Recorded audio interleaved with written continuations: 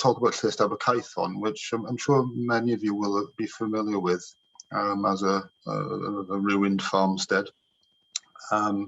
It's a place that we kind of got to know gradually over a few years. Not initially, just a place we walked past as we went up onto the hills to do our upland surveys. Yes, like I say, Lluest Abercaethon is a place we used to walk past often enough on our way to the hills, but we didn't really linger there much longer, any great length of time, because it wasn't an area we were surveying specifically. But as for those of you who don't know, it's a little farm in the Cytunodd Valley, just to the western side there of the Craigoch Lake or reservoir. And it's got a little track up to this, one of the most interesting walks you can have actually in the area, and goes into a very interesting landscape, a very striking landscape. When we did our field surveys, we walked the higher ground. We didn't do the valley floor so very much, not the lower parts. I mean, it was the uplands we surveyed as part of our uplands initiative for field surveys. But this is a shot we took when we were out there of Lluest Abercaethon, probably about 12 years ago now, I guess. You see the track leads to the ruins of the farmhouse as it was. It takes its name, Lluest Abercaethon, from Abercaethon Farm, which from memory is down in the lowlands closer to Rhyadr. But the significance of it being a Lluest is it's a shepherding station, and it would have been a place where the sheep in particular, but the stock animals from Abercaethon Farm would have spent the summer up on the summer pastures, and that's where it gets its name from. This is as it looked 12 years ago, strangely. We were reviewing these photographs the last few days, and it was quite a substantial ruin. I think I've seen photographs recently. Then there are photographs that when people lived there, it's not that long ago, it was occupied. This is it this year. Oh, sorry, last year, 2020. So it's reverse view with the previous shot. It's come down, all the standing walls, the chimneys are gone now. So it's slipping into history. But anyway, as we often walked up the track past the ruins to our place of work in the hills, one fine day we noticed something just to the side of the track. Everyone gets distracted by the ruins. You can see, hopefully you can see my cursor, my pointer on the screen here. But what we noticed just to the other side of the track here is this. I hope you can see this earthwork feature, which looks like a large circular feature. And we thought that was quite an oddity and needed more investigation. And to cut a long story short, we had the opportunity through Elan Links to suggest that some more attention was paid to that feature. It did have a record as an archaeological site. It had been recorded about 20 odd years ago as a Bronze Age ring cairn, potentially. But we will come to that later. A few years ago, we took a guided walk up around the hills there, and we actually had enough bodies with us to get people to stand in the circle.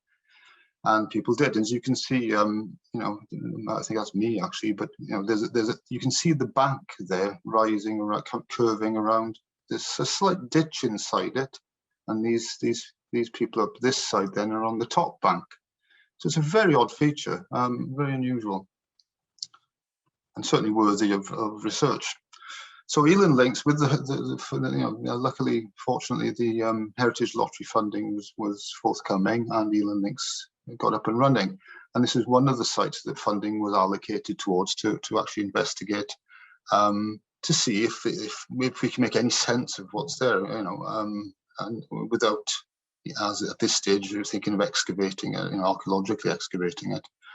So it was decided to undertake a geophysical survey, which was done, and the gentleman in the photograph is our friend Ian Brooks of Engineering Archaeological Services, Blaen y Ffestiniog, who does a lot of, if we ever need to do geophysical survey, we always commission Ian to come into it, because he's very, he travels light and he's very efficient. And you can see him here actually in the process of undertaking the geophysical survey. Now, there are two ways of surveying. I'm not a geophysical surveyor, right? I can barely spell the word science, let alone explain it. But there are two ways. Resistivity, I can't even say them. Resistivity is one, and then which is what you're seeing there. Sorry, I'm getting confused here. There's magnetometry and resistivity, the two. But basically, the bottom line is that they both give you kind of a radar picture of what's going on underground. Neither of them are perfect. They give us more evidence than we can just gather from looking at surface remains, the surface evidence. Okay. They give us a little insight to what's going on underground, but you should never believe that geophysics gives you everything that you need to know. Very often you will find yourself in a position where you've done geophysics, but you still have to actually break the ground and do some archaeological excavation to find out more. But you can see him here with another view of him on the earthwork again, and you can see again the circle of this earthwork is quite prominent in that shot. It's a fascinating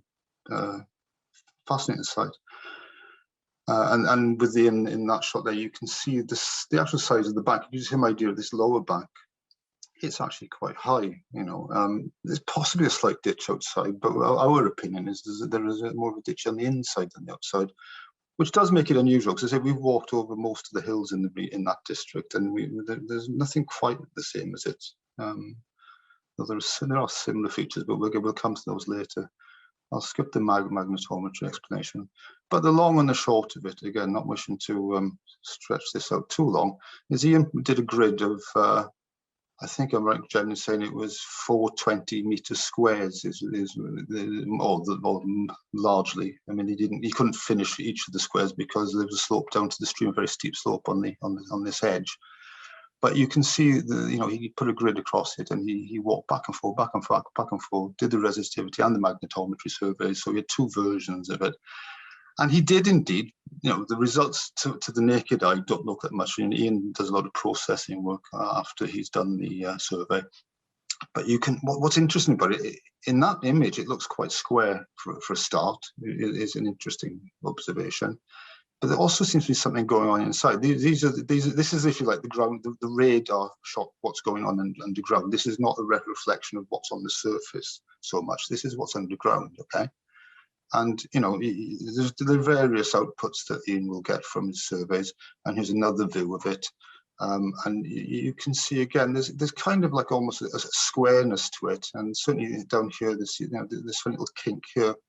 It's maybe not quite the shape that we think it is on the ground, because very often the earthworks on the ground sort of mask what's really going on underground, and the buried archaeology may not be the same form, the same shape as the surface remains will lead you to think. So again, with Ian's processing, he takes the raw data, if you like, and he then starts interpreting it, and you can see he's picked out for these curving banks. Slight, these are actually the areas, what they call areas of magnetic disturbances. So these are kind of like the responses that he's getting, that show that in the earth, the soil has been disturbed, the ground has been disturbed in the past. But there's very definitely something going on in the centre within the enclosure. And he's put a circle here because he believes that if you look on this side, there is almost like a circular feature there. Now, bearing in mind that it's recorded as a Bronze Age ring cairn, which it could be. I mean, in geophysics wouldn't tell if it is or it isn't necessarily. And there's a distinct possibility looking at those images that what you've actually got is an enclosure with a roundhouse inside it, with a hut circle. So you could be looking at a prehistoric settlement. You could be looking at a number of things. We'll again come to those as I go towards the end here, but it's more complicated, evidently, than the surface remains would suggest. Now, there's a very pretty, is very final report. There's very complicated drawing that I'm not going to try to describe to you, but it's basically you've got this what I call a sub-circular enclosure. It's not circular, it's not square, but it's sub-circular. It's a bit off. It's not quite circular, but there's a strong circular feature towards the centre and some other bits and pieces that maybe would warrant further investigation. But you could only now go forward really and think about excavating those features in future. In fact, some evaluation excavation, small scale excavation possibly, just to look to see if we can elucidate some more information than is apparent from that survey. Now, in terms of interpreting that, now hopefully this will jam up right. What have we got in the wider area that compares with this? Now, there's This is actually a Bronze Age ring cairn on the Cwm Elan, which is on the Strata Florida side of the hills. The top of the valley of the Moiro, as it goes, the other end, it goes down towards Strata Florida. A very nice earthwork ring, not dissimilar to what we're seeing at Lluest Abercaethon. Difference is there's a big stone sticking up. Because it's a Bronze Age ring cairn, there are actually stones sticking around. You can't see them very well in this image, but they are there. It's a stony bank. We don't get that stoniness at Lluest Abercaethon. I personally don't think it's a ring cairn. I think Jenny would probably concur, and I think Ian concurred as well. Doubt that we'd interpret it as a Bronze Age ring cairn. If we look at the history of Lluest Abercaethon, it's got a strange history.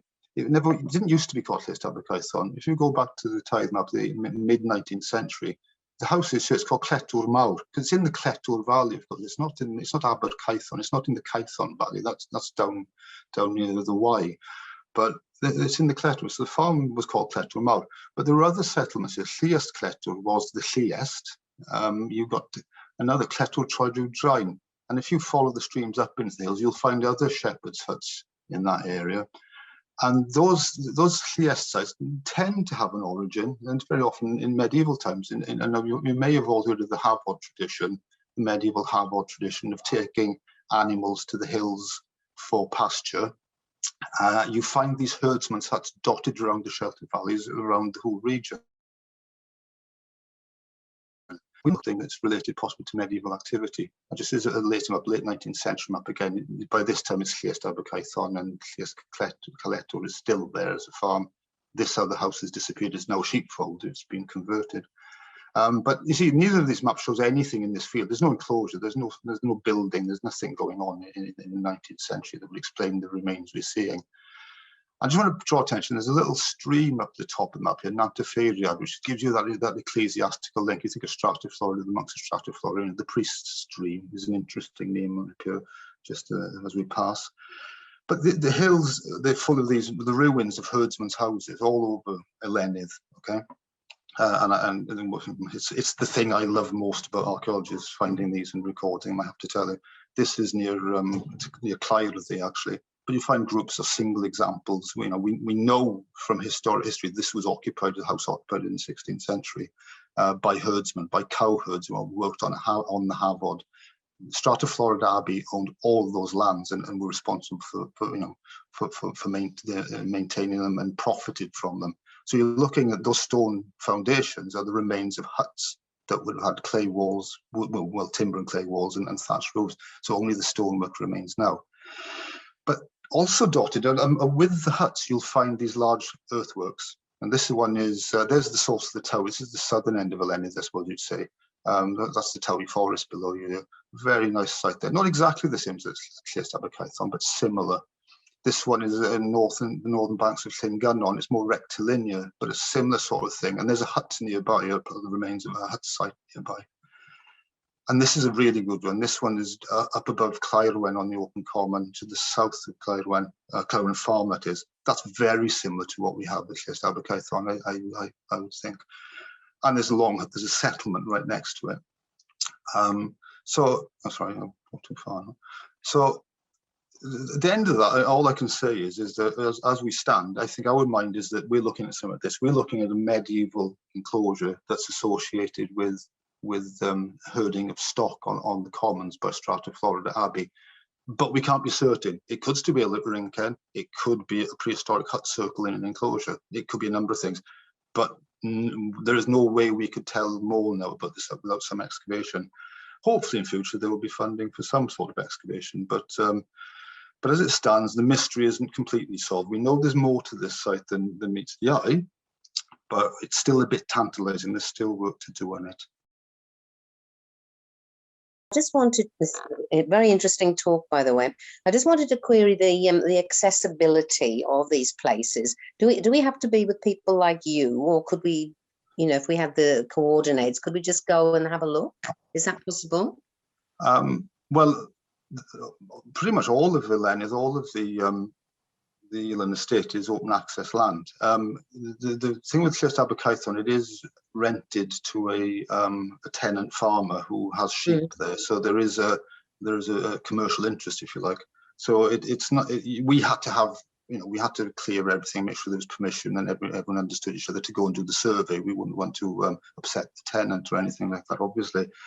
But the track up through there is a public footpath. I'm correct in saying that, no, Jen? And as far as I'm aware, the whole site is open access land. Now, an ordnance survey map would confirm that. I haven't got one to hand. But I don't believe there's any issue with access. And so we've taken guided tours, guided walks through there without any difficulty. So I would say all the sites we're showing you tonight are on open access land. It's just a question of, they have got tenant farmers who sometimes have feelings if you decided to go up and overdo it. But people passing through and looking at sites isn't going to bother anyone. And that's the Lluest Abercaethon is a very well walked route. It's very frequented by a lot. It's very popular with walkers anyway. Yes. And I mean, basically, there are just sheep up there most of the time. You don't see many people around at all.